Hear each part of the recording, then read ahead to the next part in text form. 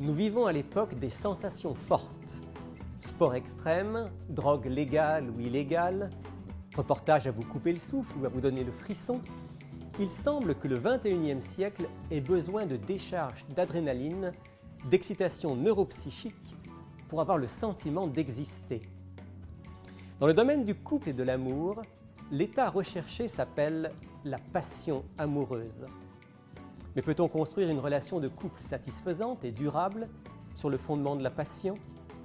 J'en parle avec mon invité d'aujourd'hui, le docteur Daniel Lachman.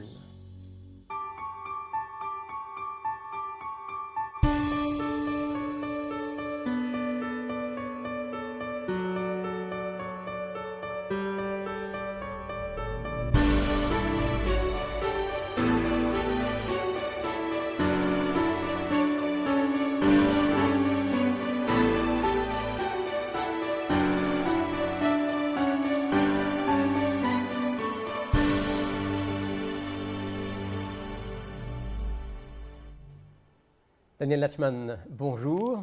C'est un plaisir de vous retrouver. On continue notre partage ensemble sur le thème du couple, sur le thème de l'amour. Et aujourd'hui, un sujet littéralement passionnant, puisqu'on va parler de l'amour-passion, de l'amour profond.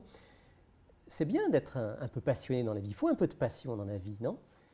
D'autres diraient il faut un peu de piment, il faut un peu d'épices, il faut que ça bouge un peu. Oui, c'est bien de cela dont il s'agit. Je suggère que nous voyons immédiatement notre texte de base. C'est-à-dire qu'on va parler d'un personnage de la Bible qui était un amant passionné. Absolument. Hein? Il s'agit de Samson, c'est bien ça. Et on trouve son histoire dans le livre des Juges. Oui, alors allons je l'ai déjà sous les yeux, au chapitre 14. 14, et donc on va lire ensemble le début de ce chapitre. Samson descendit à Timna et il y vit une femme parmi les filles des Philistins. Lorsqu'il fut remonté, il le déclara à son père et à sa mère et dit « J'ai vu à Timna une femme parmi les filles des Philistins. Prenez-la maintenant pour ma femme. » Son père et sa mère lui dirent « Y a-t-il point de femme parmi les filles de tes frères et dans tout notre peuple que tu ailles prendre une femme chez les Philistins, ces incirconcis ?» Et Samson dit à son père, « Prends-la pour moi, car elle me plaît. » Oui, c'est cela, l'amour-passion, tomber en amour. C'est tout d'un coup, on parle de coup de foudre. C'est cette chose belle et formidable quand deux personnes se rencontrent et sont attirées l'un vers l'autre. On dit qu'il y a une chimie. Exactement. Hein? Et c'est vraiment chimique ce qui se passe à ce moment-là. C'est véritablement de l'ordre de la biochimie et il y a comme une sorte de chose automatique, ça fait clic, comme on pourrait dire aujourd'hui. Et alors on se dit, ça y est, j'ai trouvé l'âme sœur parce qu'on marche sur des nuages, tout va bien, mais les recherches le montrent très bien, cet état amoureux ne dure pas. Ce serait bien d'attendre que cet état amoureux ait un peu baissé avant de prendre vraiment la décision de s'engager dans un mariage, car cet état-là va non pas disparaître, mais s'estomper peu à peu. Dans le cas de Samson, c'est clair, parce que quand on lit son histoire dans la Bible, ce qui lui est arrivé avec cette femme philistine, c'était que le premier épisode d'une longue série d'états passionnels. En effet. C'est l'état merveilleux de l'adolescence qui découvre pour la première fois cette pulsion, cette chose belle et naturelle, mais vouloir rester dans cet état-là amène une personne à confondre amour-passion et amour profond. Il est magnifique le torrent qui descend des montagnes et qui chante et qui fait chanter aussi les poètes, mais c'est tout autre chose que le fleuve Saint-Laurent qui descend majestueusement et que rien n'arrête. Cet amour profond qui s'installe entre deux êtres parce qu'ils auraient dépassé l'amour-passion pour construire quelque chose de durable et de profond. On va y revenir dans un instant, mais vous avez dit dépasser l'amour-passion. Est-ce que ça sous-entend qu'il faut quand même que cet amour-passion existe quelque part pour pouvoir construire une relation solide ? On aimerait dire cela. Tous les films de Hollywood et maintenant de Bollywood aussi ne tiennent compte que de cet amour-passion. Ils se regardent, ils sont dans un ascenseur et on sent que ça fait tilt et ça y est, et puis 1h58 ou 58 minutes après, ce sera la fin du film, il faut rapidement aller dans cet amour-passion. Presque jamais à la télévision ou dans les cinémas, on nous montre cet amour profond, tranquille et paisible. Ce n'est pas passionnant, ce n'est pas excitant. Mais quand je lis, par exemple, le livre du Cantique des Cantiques dans la Bible, qui est un poème d'amour merveilleux, j'ai quand même l'impression aussi de voir là qu'il y a quelque chose qui est du domaine de l'amour-passion, non? Cela est vrai, et ce qui est merveilleux dans un couple qui marche avec le Seigneur, c'est que cela se construit. C'est totalement faux, il faut vraiment le dire, c'est totalement faux. Toutes ces chansonnettes qui nous disent ben, « l'amour s'en est allé, que veux-tu, il faut que je m'en aille, je ne peux pas rester dans une relation où l'amour s'en est allé ». On est en train de parler de cette pulsion, de cette chose belle et merveilleuse qu'on aimerait toujours retrouver. On ne peut la retrouver que dans deux éléments essentiels, le plus souvent, l'interdit et le secret. Mais un amour solide qui se construit, eh bien ce serait peut-être, et on pourrait le voir, ce serait Isaac. Oh, parce que dans votre question, il y a quelque chose d'intéressant.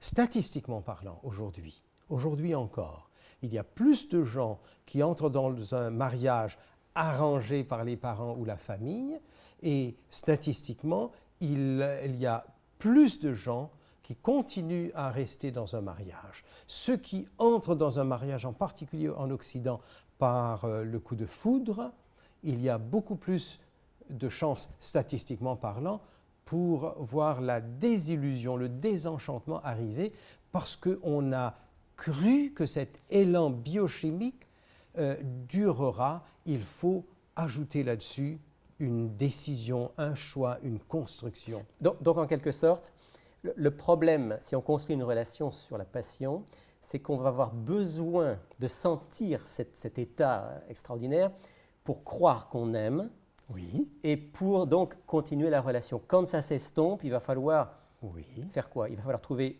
quelqu'un d'autre? Oui, c'est un peu comme peut-être le piment, les épices, la pornographie. Il faut toujours plus, on promet toujours davantage. Et il y a dans notre cerveau cassé par le péché ce sentiment que ce qui est mystérieux, ce qui est défendu, a un goût supérieur. Et il y a toujours les lendemains qui déchantent.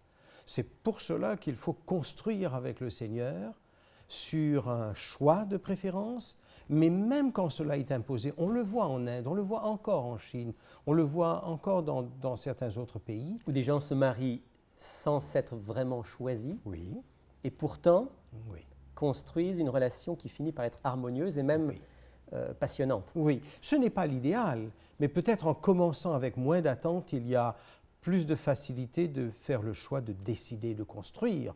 Mais bâtir uniquement sur les émotions, sur la pulsion, c'est bâtir sur du sable qui peut être très mouvant. Donc on ne va pas faire la promotion des mariages arrangés. Non. C'est certainement pas même l'idéal de Dieu, mais l'idée que vous défendez, c'est que la passion, tout aussi extraordinaire qu'elle puisse paraître, va disparaître. L'histoire de Salomon montre très bien qu'il passe de femme à femme. On ne parle pas de son épouse. Il était marié, il avait des enfants. Mais il faut toujours qu'il aille chercher l'herbe qui lui paraît toujours plus verte dans les champs du voisin. Et au fond, on a été créé, et ce qui nous rend vraiment heureux, c'est une relation qui est stable, qui dure, qui s'approfondit avec le temps, et non pas qui s'évanouit et qui passe à autre chose. Paul va reprendre le texte du début de la Genèse en parlant de quelqu'un qui prendrait son corps pour en faire le corps d'une prostituée en disant « mais c'est devenir une seule chair et c'est trahir l'idéal de Dieu ». Des relations qui sont des relations qui ne s'appuient pas sur le choix. Je pense tout d'un coup à ce merveilleux petit ouvrage de Saint-Exupéry. Ça vous dit quelque chose? Antoine de Saint-Exupéry. Oui. Le Petit Prince. Le Petit Prince. Le Petit Prince, oui. Et l'apprivoisement du renard. Lui qui a été déçu de sa belle rose, on voit bien la métaphore, c'est sa compagne, il est déçu de sa compagne, il finit par aller chercher ailleurs, il ne trouve rien de satisfaisant. Finalement, le petit renard va lui apprendre des choses importantes. Apprivoise-moi. Oh, je n'ai pas le temps. Enfin, bref, je ne vais pas entrer dans le détail. Finalement, il apprivoise le petit renard qui devient son ami. Et puis vint un moment où il va s'en aller. Le petit renard lui dit, je vais avoir du chagrin. Et lui de répondre, c'est ta faute. Tu as voulu que je t'apprivoise. Et le petit renard ajoute cette phrase merveilleuse de Saint-Exupéry. On est toujours responsable de celui ou de celle que l'on apprivoise. Il y a là une notion d'amour plus profond qui parle du sens de l'honneur, du choix, de la responsabilité dans l'amour. J'ai l'impression que ça ne fonctionne plus, mais je ne m'abandonnerai pas à l'idée, bon, un compagnon ou une compagne de perdu, j'en retrouverai 10 autres. Alors, on a évoqué Samson, cet Hercule biblique qui était en même temps le jouet de ses passions. Mais tout à l'heure, vous avez mentionné quelque chose d'intéressant, un personnage biblique aussi, Isaac, qui lui a vécu avec son épouse Rebecca un bel amour, mais on pourrait dire un mariage arrangé. Oui. D'une certaine manière. D'une certaine manière. Mais à la lecture, on se rend compte qu'on consulte tout le monde. On confie au serviteur d'Abraham d'aller trouver une femme pour Isaac. Il va consulter Dieu. Il va consulter la future belle famille, et la future belle famille va aussi consulter la jeune fille. Étrangement, personne ne consulte Isaac. Isaac est le seul qu'on ne consulte pas, oui. Lui fait confiance. Mais il consulte quelqu'un. Peut-être que nous pourrions... Alors, allons dans le livre de la Genèse. Oui. C'est au chapitre 24 que oui. cet épisode nous est raconté. Mm-hmm. Et quel verset voudriez-vous que nous puissions lire ? Je pense qu'on pourrait aller directement à la famille qui va consulter la jeune fille, au verset 57. Verset 57. Alors ils répondirent, appelons la jeune fille et consultons-la elle-même. Ils appelèrent donc Rebecca et lui dirent, veux-tu aller avec cet homme ? Elle répondit, oui. Ils laissèrent alors partir leur sœur Rebecca et sa nourrice avec le serviteur d'Abraham et ses gens. Ils bénirent Rebecca et lui dirent, toi notre sœur deviens des milliers de myriades, que ta descendance ait le contrôle de ceux qui te haïssent. Rebecca se leva avec ses jeunes servantes, elles montèrent sur les chameaux et suivirent l'homme. Le serviteur prit Rebecca et partit. Cependant Isaac était revenu du puits de la Haïroï et il habitait dans le pays du Néguev. Un soir qu'Isaac était sorti pour méditer dans la campagne, il leva les yeux et vit des chameaux qui arrivaient. Rebecca leva aussi les yeux, vit Isaac, sauta à bas du chameau et dit au serviteur, « Qui est cet homme dans la campagne qui vient à notre rencontre ?» Le serviteur répondit, « C'est mon Seigneur. » Alors elle prit son voile et se couvrit. Le serviteur raconta à Isaac tout ce qu'il avait fait. Isaac conduisit Rebecca dans la tente de sa mère Sarah. Il prit Rebecca qui devint sa femme et il l'aima. C'est très intéressant.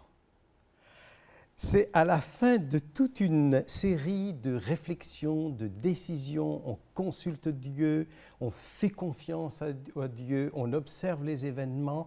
Ce n'est pas l'amour-passion, mais la fin de ce texte, c'est l'amour. Il l'aima. Il l'aima. Et c'est merveilleux, surtout à cette époque-là, d'avoir dans un texte pareil que l'on souligne qu'un homme aime sa femme.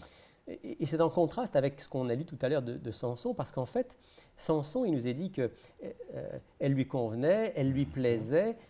On n'a jamais cette expression « il l'aima », même s'il vit de la passion sans arrêt. Oui, les femmes sont des partenaires sexuels dans sa vie. Donc des besoins plus ou moins satisfaits, mais avec des lendemains qui déchantent. Là, c'est toute une construction, une décision, un choix, et cela va poursuivre. Isaac ne prendra jamais une seconde femme.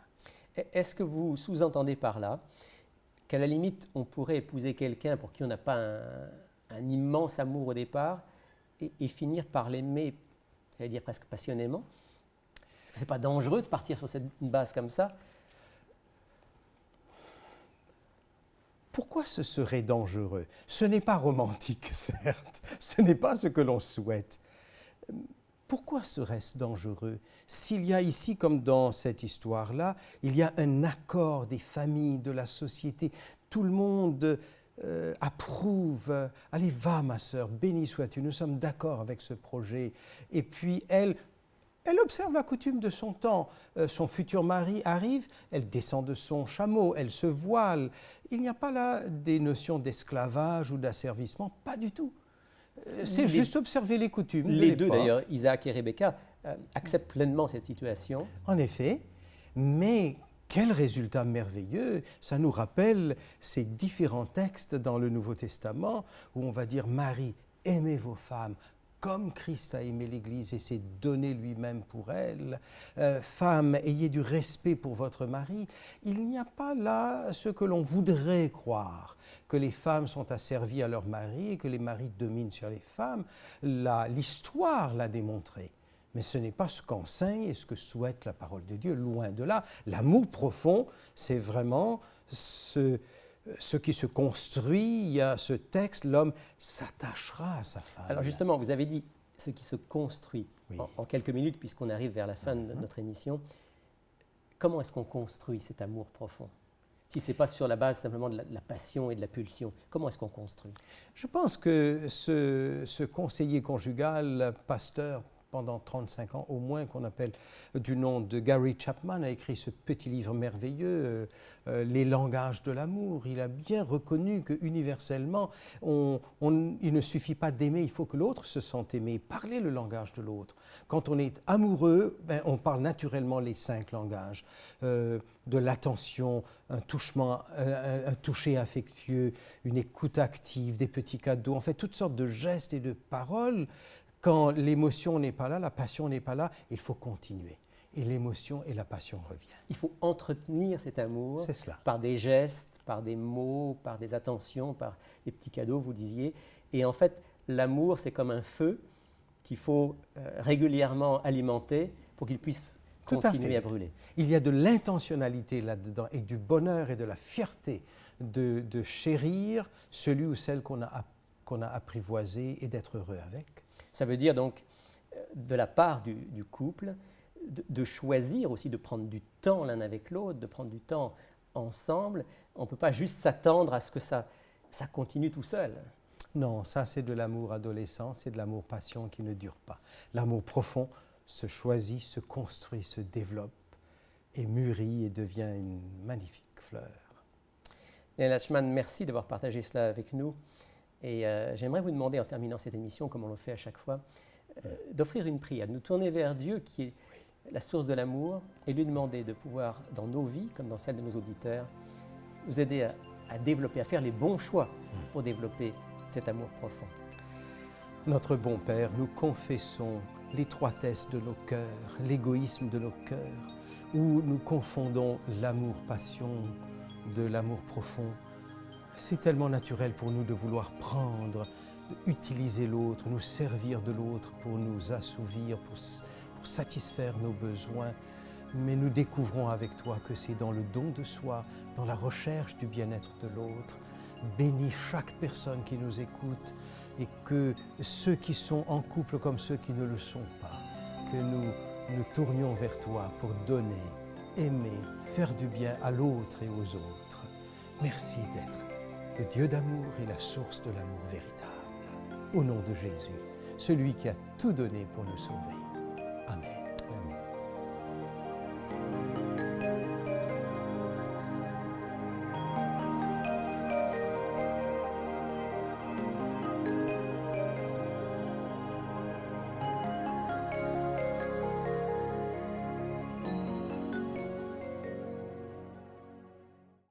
Bonjour, je m'appelle Sylvain Duval et je suis responsable des cours bibliques à Il est écrit.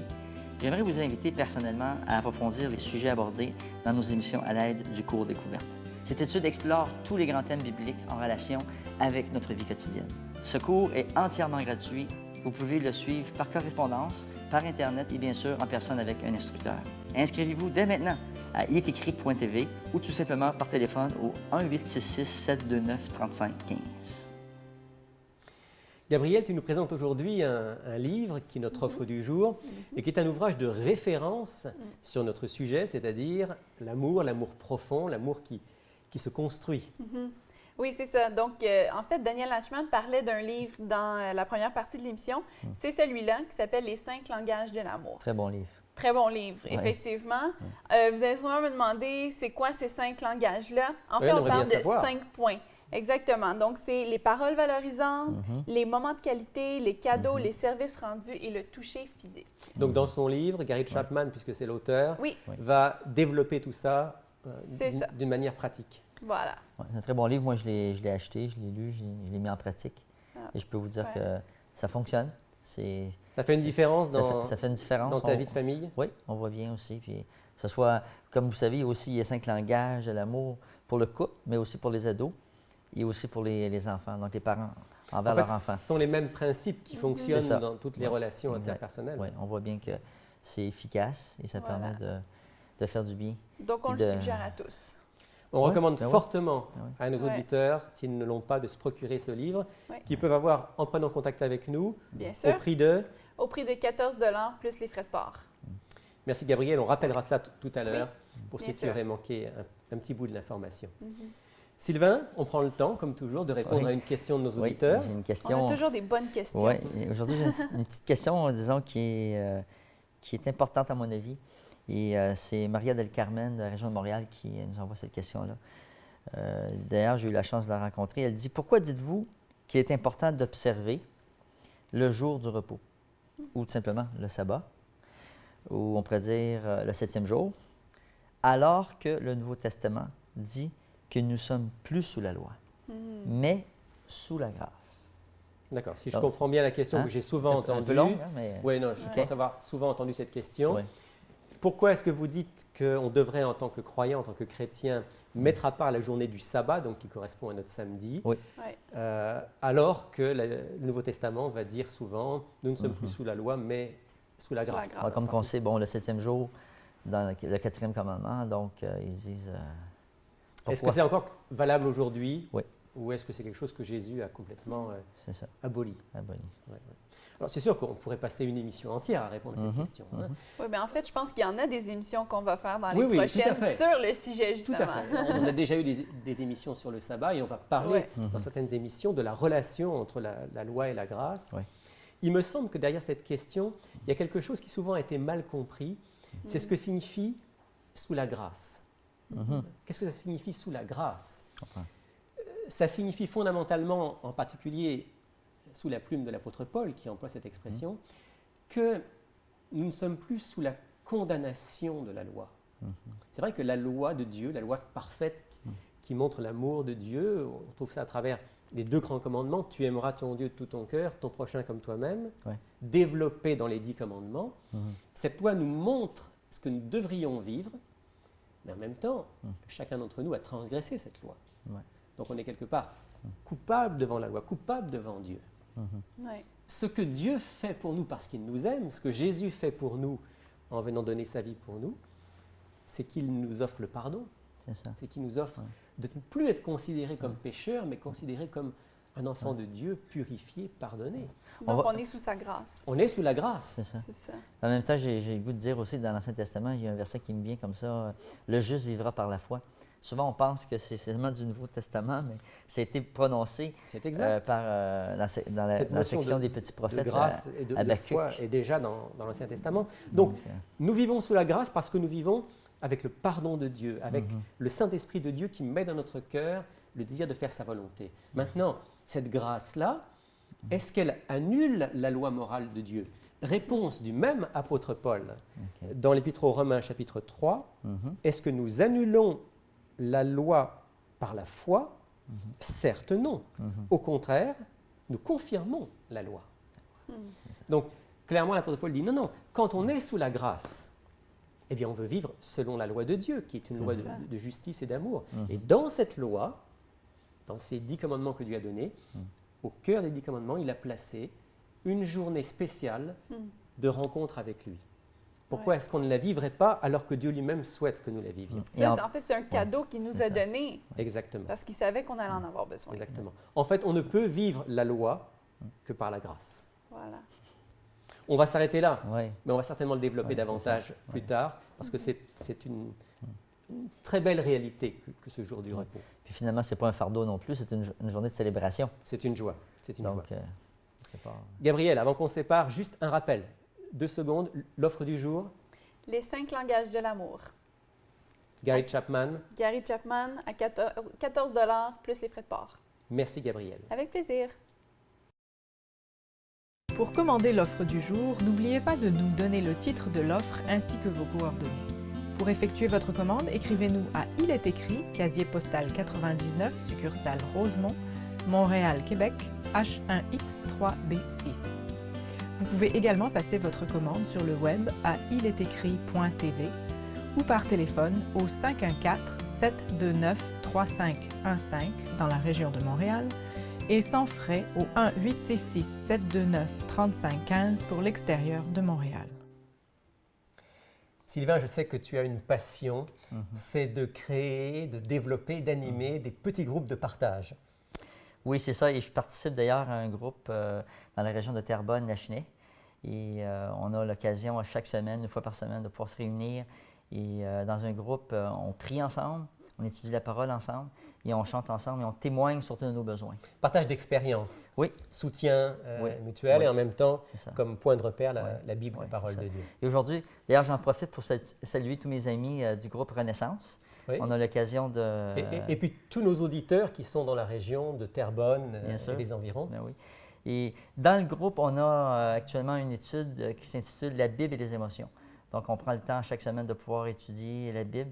Et là, on voit chacune des émotions les plus importantes à travers l'étude de la parole. Donc, une bonne expérience. On en profite pour inviter tous ceux qui sont dans cette région à participer à ce groupe. Bien sûr. Et au-delà, tous ceux qui aimeraient participer à un groupe de partage, à pouvoir prendre contact avec nous. Bien oui, ça serait bien pour nous d'avoir des nouvelles personnes. Donc, on n'hésite pas à lancer l'invitation à tous. Si vous désirez participer à un groupe de partage, contactez-nous.